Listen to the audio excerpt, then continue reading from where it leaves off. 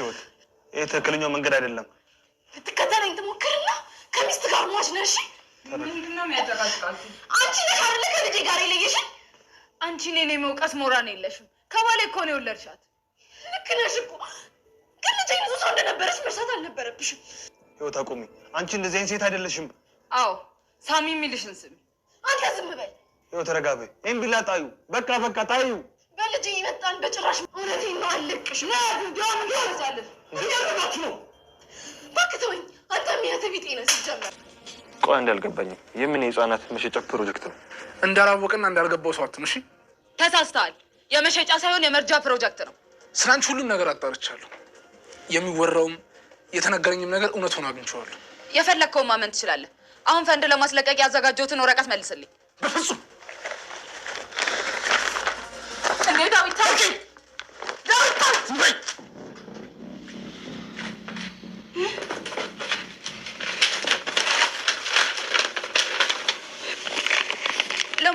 ህይወት የልጇ አጋች ሳሮን እንደሆነች ከሰማች በኋላ የምታደርገውን የምትጨብጠውን አጣለች። ቢላ መዛም ሳሮንን ለመበቀል ተዘጋጅታ ነበር። ዛሬማ ሳሚና ዳዊት ካጠገቧ ባይኖሩ ኖሮ ሳሮን ያልቅላት ነበረ። ህይወት የሩትና የዳዊትን እህትና ወንድም አለመሆናቸውን ከሰማች በኋላ ለማጣራት ፋታ አልወሰደባትም። ለምን ይሆን ሩት እያስመሰለች አለችው? ለምን ጉዳይ ፈልገው ይሆን በማለት ሩትንም ጠይቃት ነበረ። ነገር ግን ያሰበችውን መልስ ሳታገኝ ቀርታለች። በዚህ ብቻ ያልበቃት ህይወት ሚኪንም ለማጣራት ሞክራ ነበር። ነገር ግን አልተሳካላትም። ዳዊትም ሳሮንን አይንሽን ላፈር ያላት ይመስላል። እንደውም የምትንቀሳቀስባቸውን ዶክሜንቶች ፊቷ ላይ በጫጭቆ በመጣል በጣም አበሳጭቷታል። ስንትና ስንት ገንዘብ ያወጣውበትን ዶክሜንት እንደዚህ ባዶ እጄን አስቀረኝ በማለት ሳሮን በብስጭት ላይ ናት። ከማንም ጋር መስማማት ያልቻለችው ሳሮን አሁን የመግቢያ ያለሽ እያለች ሀገር እስከ መውጣት ድረስም እየተደዋወለች ትገኛለች። ሚኪም ሳትቀድመን እንቅደማት የሳሮንን ጉዳይ አውቃለሁ እያለ ይገኛል። ሩት ግን የትም አትደርስም፣ ነገ በፖሊስ ተይዛ ስትለፈልፍ ማየት ነው የሚናፍቀኝ እያለች ትገኛለች። ሰላም ጤና ይስጥልን ውድ የቻናሌ ቤተሰቦች እንደምናላችሁ በያላችሁበት በዓለም ዳርቻ ሰላማችሁ ይብዛ እያልኩኝ ዛሬ የህይወት መንገድ ክፍል 56ን የምናይ ይሆናል። ዳዊት ከወደ ውጭ በሚመጣበት ሰዓት እህቱን ሳሮንን አቷታል። ታዲያ የት ሄደች እያለ ሳሎን የተቀመጠውን ሳሚን እየጠየቀው ነበር። ሳሚም አላውቅም የት እንደሄደች፣ ቤቱ ያልተስማማው ሰው ደግሞ ወደ ውጭ መውጣት ይኖርበታል በማለት ይመልስለታል። የእህቱን ተንኮል ጠንቅቆ የሚያውቀው ዳዊት ግን ሳሮን እያበደች ነው፣ ጤነኛ አይደለችም እኮ ነው የምልህ በማለት ይመልስለታል። ያልጠበቀው መልስ ያገኘው ሳሚም እኔ ቦክስ ስጠብቅ አንተ ግን ነገሩን ለምን አቀለልከው እያለው ነበረ። ከአንተ ጋር መቧከሱ አያስፈልግም ብዬ እንጂ አቅቶኝ አይደለም። ለማንኛውም ሳሮን ጤነኛ አይደለችም በማለት ትቶት ወደ ክፍል ይገባል። ሳሚም ሳሮንን ፍለጋ ሲወጣ የሆነ ቦታ ተደብቃ ያታል። እስከ መቼ ነው ግን ድብብቆሹ የሚቀጥለው በማለት ሳሚ ይናገራታል። አንተ ደግሞ ዞር በልልኝ በማለት ሳሮንም ጭቅጭቋን ትጀምራለች። ዶክሜንት ይዛ ልትሄድ የተዘጋጀችበት ቦታ የት ነው የምትሄጁ እያላት ቢሆንም አንተን የማላይበት ቦታ በማለት ገፍትረው ወደ ውጭ ልትወጣ ስትል በር ላይ ዳዊት ይጠባበቃታል። ዳዊትም የትም አትሄጅም በማለት ግጥም አድርጎ ይዛታል። እባክህ ልቀቀኝ፣ እኔ ስራ ቦታ ነው የሚሄደው፣ አትሄጅም ተናገርኩ በማለት ያዘችውንም ዶክሜንት ይመነጥቃታል። ህይወትም ጥያቄ የፈጠረባት ነገር ሩትና ዳዊት እህትና ወንድም ካልሆኑ ለምን ሩት በዚህ ልክ ታስመስላለች እያለች ነው። ሩት እንግዲህ ለህይወት ስትል እዚህ ቤት መስዋዕትነት እየከፈለች ቢሆንም ህይወት ግን እየተረዳቸው አትመስልም። ይህ ቤተሰብ ሲበጠበጥና ሲጎዳ ማየት አልፈልግም፣ እውነታውን ማጋለጥ አለብኝ በማለት ህይወት ቆርጣ ተነስታለች። ብቻዋን ስታወጣና ስታወርድ ከቆየች በኋላ በር ላይ ቆማ ስትጠባበቃት ነበር። ሚኪም ያጎቱን ነፍሰ ገዳይ የሆነችውን ሳሮን ለህግ ለማቅረብ በጣም ቸኩሏል። መንገድ ጀምሮ ሳለም ለምን አትረጋጋም እያለች ሩት ተከተለችው። እኔ ከዚህ በኋላ መረጋጋት አልፈልግም፣ ይልቁንስ አንቺም ለዳዊት ሁሉንም ነገር ንገሪው እያላት ቢሆንም አሁን ነገሮች ይበላሹብናል፣ እንዳሰብናቸው አይሄዱልንም በማለት ከጉዞው ልታስቀረው ችላለች። ሳሮንም ዳዊት የቀማትን ዶክሜንት እንዲሰጣት ብትጠይቀውም እሱ ግን ይሄ ደግሞ ምን አይነት ዶክሜንት ነው? ህጻናትን የምትሸጭበት ፈንድሽ ነው ወይ በማለት እህቱን ያስደነግጣታል። ሳሮንም ህፃን የምረዳበት እንጂ እንዴት ሰው እሸጣለሁ በማለት ትመልስለታለች። አሁን ሁሉንም ነገር ደርሼበታለሁ፣ ስላንቺ የተወራውም ሆነ አሉባልታው እውነት ነው በማለት ሳሮን ምን ያህል ክፉ ሴት እንደሆነች እዛው ላይ ገልጦ ይነግራታል። ሳሮንም እባክህ ስጠኝ፣ ወደ ስራ ቦታዬ ሊሄድ ነው ብትለውም ዳዊት ግን አልሰጥሽም በማለት ፊቷ ላይ በጫጭቆ ይጥለዋል። ሳሮንም የወዳደቁ ወረቀቶችን ሰብስባ ለማንበብ ብትሞክርም ከጥቅም ውጭ ሆኖባታል። ለዚህ ወረቀት ስንት ዋጋ እንደከፈልኩ ታውቋል ግን አለችው። አይመለከተኝም፣ የራስሽ ጉዳይ በማለት ይመልስላታል። እሷም በቃ ከዛሬ ጀምሮ ወንድሜ አይደለህም በማለት በብስጭት ትናገራለች። ሩት ከወደ ውጭ በምትመጣበት ሰዓት በር ላይ ቆማ የምትጠብቃት ህይወት በጥያቄ ታጣድፋታለች። እጇንም በመያዝ የዳዊት እህት አይደለሽም አይደል? የሰማሁት ነገር እውነት ነው በማለት ለማጣራት ብትሞክርም ሩት ግን ሰክረሽ መሆን አለበት እንጂ እንደዚህ አይነት ወሬ እንዴት ልትሰሚ ትችያለሽ? በማለት እየነገረቻት ነበረ። የሰማሁሽ በጆሮዬ ነው፣ ጆሮዬን ደግሞ አምነዋለሁ አለች። በፍጹም የሰማሽውን ቢሆን ትክክል አይደለም አለቻት። እኔ ዳዊት ሲጎዳ ማየት አልፈልግም፣ ስለዚህ እውነታውን ንገሪኝ አለቻት። ሩትም ለካ ዳዊት ፍቅረኛሽ ነው፣ እኔ ልታቆሚ ይገባል፣ ከዳዊት ጋር የሚጀመር ፍቅር በጣም ስህተት ነው አለቻት። እሱን ተይውና አንቺ ግን የዳዊት እህት ነሽ አይደለሽም በማለት በጥያቄ እያፋጠጠቻት ቢሆንም ሩት ግን ማረፍ አለብኝ አሁን ተይኝ በማለት ወደ ውስጥ ገብታለች። ከሩት የምትፈልገው መልስ ያላገኘችው ህይወትም ዳዊትን እየጠየቀችው ነበረ። ምናልባት የምርመራ ውጤት ማስቀየር ይቻል ይሆን እንዴ? ከሩት ጋር ተመርምራችሁ ሳለ እህትና ወንድም መሆናችሁን ይናገራል አይደል? በማለት እየጠየቀችው ነበር። ታዲያ አዲስ ክስተት የሆነበት የህይወት ጥያቄ ግን ዳዊትን ግራ አጋብቶታል። እንዴት? ምን አይነት ጥያቄ ነው እየጠየቅሽኝ ያለው? የተፈጠረ አዲስ ነገር ምን አለ? ህይወትም ምንም የተፈጠረ ነገር እንደሌለና ለጠቅላላ እውቀት እንደጠየቀችው ትናገራለች።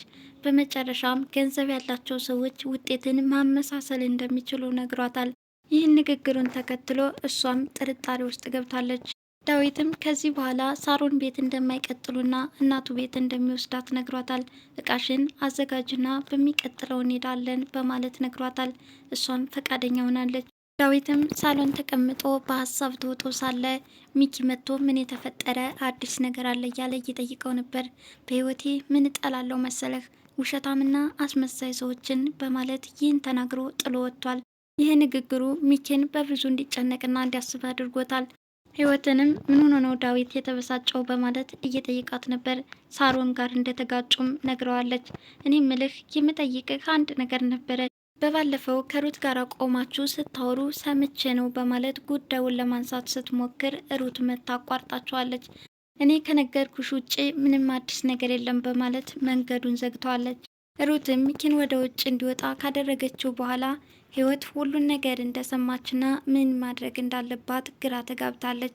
ሚኪን በበኩሉ ዳዊትም ሁሉንም ነገር ሳያውቅ አይቀርም፣ አስመሳይና ውሸታም ሰው አልወድም ብሎ ተናግሮ ነው የወጣው እያለ ይነግራታል። ብርሌ ከነቃ አይሆንም እቃ ነው የሚባለው። ማንኛውም የባለፈውን ወረቀት ሄጄ ልፈልግህ በማለት የሳሮንን ክፍል ለመክፈት ስትል ሳሮን ከኋላዋ ደርሳባታለች። እሺ ትንሿ ንግስት ምን እየሰራሽ ነው አለቻት። ትልቋ ሰይጣን እንዴት ነሽ በማለት ሩትም በመልስ ትያያዛታለች። ሁለታቸው በዚህ ባለመግባባት ዘላ ሳሮንም ታንቃታለች። ሚኪም እየሮጠ በመምጣት አንቺ ነፍሰ ገዳይ ልገሊያት ነው ወይ ልቀቂያት በማለት ከያዘቻት እንድትለቃት ያደርጋታል። ሳሮንም ስለ እኔ ሚኪ ያወቀ ማለት ነው፣ ወይኔ ጉዴ ማበዴ ነው በቃ እያለች ብቻዋን ማውራቱን ተያይዘዋለች። ሳሚም ወደ ህይወት በመሄድ ህፃኗን ይዛት እንድትወጣና ካለዛ ሳሮን እንደምትገላት ይነግራታል። ህይወትም አልገባኝም፣ ይህንን ልትነግር ነበር የመጣኸው አለችው። ሌላ የምነግርሽ ነገር ቢኖር ህፃኗን ያገኘችልን ሩት ናት።